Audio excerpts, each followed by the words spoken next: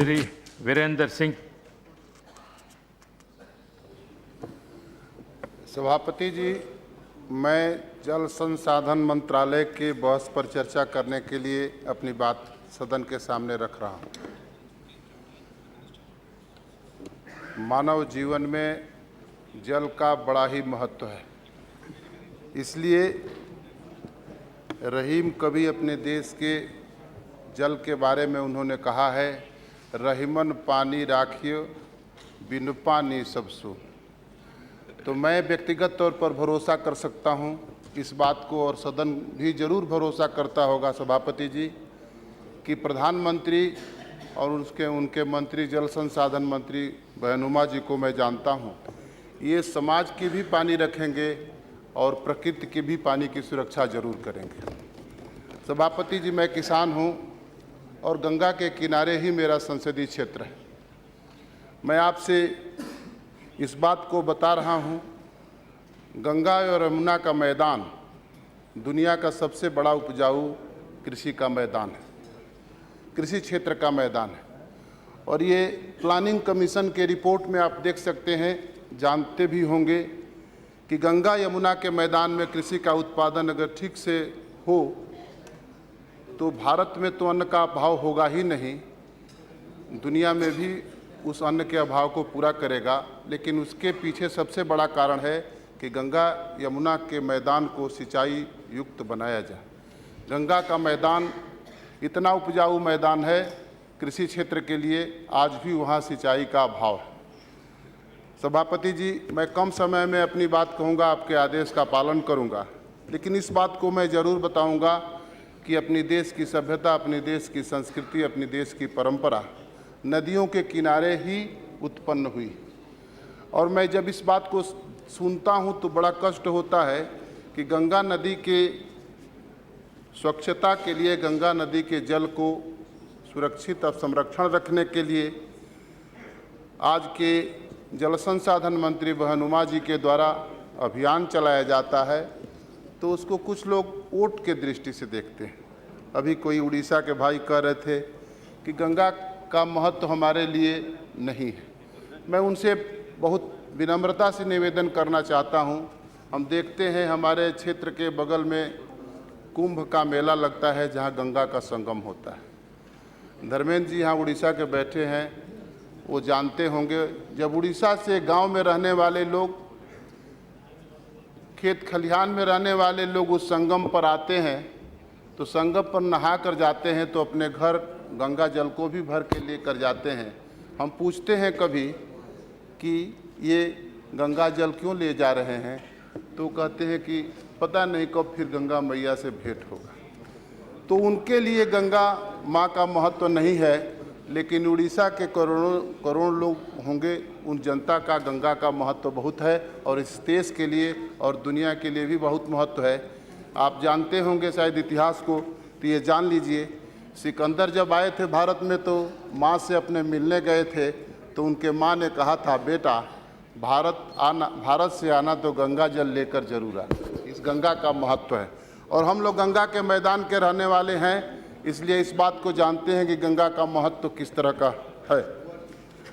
सभापति जी, एक बात का ध्यान आपको दिलाना चाहता हूं सदन के माध्यम से और भारत सरकार को।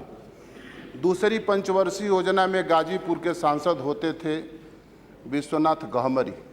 उन्होंने एक सवाल उठाया था, उस समय पंडित जवाहरलाल नेहरू इस देश के प्रधानमंत्री होते थे। एक सवाल उठाया था, जिस सवाल में उन्होंने कहा था कि हमारे पूर्वी उत्तर प्रदेश में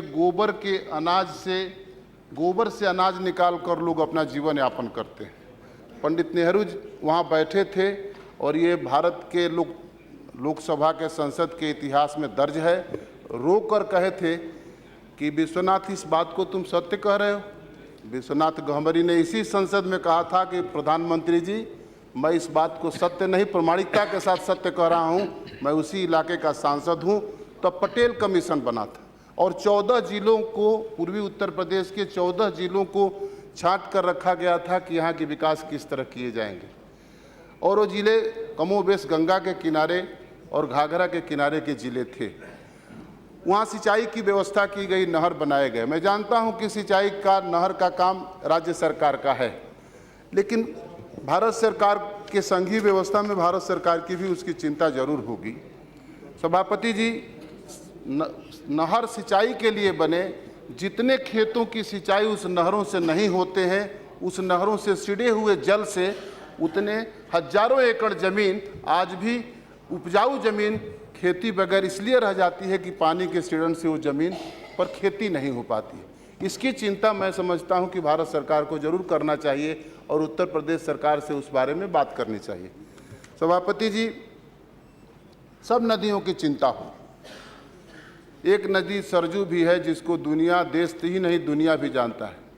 अभी हमारे सांसद भाई ब्रजभूषण जी ने उसके बारे में मुझे एक बात बताई कि सरजू की चिंता कोई नहीं करता। इन सरजू के किनारे के रहने वाले हैं, सरजू से बड़ा इनका गहरा संबंध। और उन्होंने, आप भी हैं सरजू किनारे, तो आपको रोना चाहिए इस बात पर। और उन्होंने ये बड़ा रस्मी रथी की कविता कहते हैं, हमको एक कविता लिख के दिया और उसको मैं बताना चाहता हूँ सदन को। गंगा बड़ी गोदावरी, तीर्थ बड़ा प्रयाग, सबसे बड़ी अयोध्या, जहाँ हुआ राम अवतार, यही कहना। लेकिन सरजू की चर्चा भी करनी चाहिए। और मैं कह सकता हूँ कि सरजू वह पवित्र नदी है जहाँ रामावतार हुआ था और आज भी आज़ादी के लड़ाई के दिनों का वो प्रमुख मैदान होता था। बाबू कुंवर सिंह बिहार के रहने वाले साथियों से मैं कह सकता हूं कि उसी सरजू नदी से पार करते हुए शिवपुर में गंगा नदी को पार किए थे, जो बलिया जनपद का हिस्सा होता है। सभापति जी, ये सब सारी बातों को कहते हुए मैं अपने संसदीय क्षेत्र की बात की चिंता जरूर आपके माध्यम से निवेदन करूंगा। मेरा संसदीय क्षेत्र भदोही लोकसभा है। दुनिया में उसके कालीन के नगरी के नाम से जाना जाता है, लेकिन बहुत बड़ा ऐतिहासिक जगह है।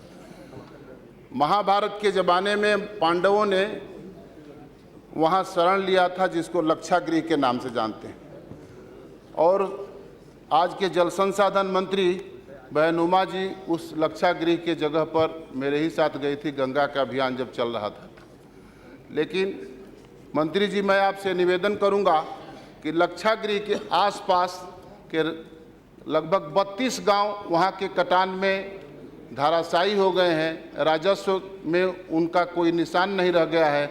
मैं जानता हूं कि वो उत्तर प्रदेश सरकार के ही द्वारा संरक्षित हो सकते हैं, लेकिन मैं आपसे विनम्रता से निवेदन करूंगा कि भारत सरकार के माध्यम से वहां उस सरकार का ध्यान दिलाया जाना चाहिए कि उस कटान को कैसे रोका जा सकता है। उसी तरह भदोही जिले में ये लक्षागृह की जगह तो हंडिया तहसील में इलाहाबाद जिले का होता है। भदोही जिले में डीग ब्लॉक में गांव होते हैं। सभापति जी, मैं 1 मिनट में अपनी बात पूरा करूंगा। ये छेछुआ, भुर्रा, इस तरह 16 गांव हैं। तुलसी कला, जो कटान गंगा के कटान से धाराशायी हो गए हैं, राजस्व के नक्शे से उनका निशान मिट गया। मैं आपसे विनम्रता से निवेदन करूंगा कि उन गांव को राजस्व के नक्शे में स्थापित करने के लिए, वहां कटान रोकने के लिए आप निश्चित रूप से व्यवस्था करेंगे। मैं नदियों के संरक्षण की बात करता हूं। मेरे ज़िले में एक नदी मोरवा नदी होती थी, सूख गई थी। मैं जब से 1-1.5 महीने लगभग हुए संसद सदस्यता की, मैं पिछले 2 बार भी वहाँ सांसद रहा हूँ। सभापति जी, उस आपसे मैं इसलिए इस बात को इस सदन में रखना चाहता हूँ कि सूखी हुई मोरवा नदी को हमने कटवा कर, आज कल मैं देखा उस नदी में लबालब पानी, तो मैंने कहा कि ये एक बड़ा काम हमने राजनीतिक कार्यकर्ता के नाते किया।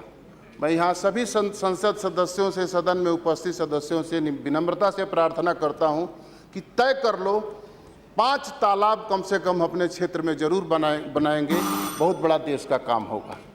और मैं आप तय कर लो, कोई संसदीय क्षेत्र इस तरह का नहीं है जहाँ से कोई छोटी नदी, कोई बड़ा तालाब, कोई छोटा तालाब नहीं होगा।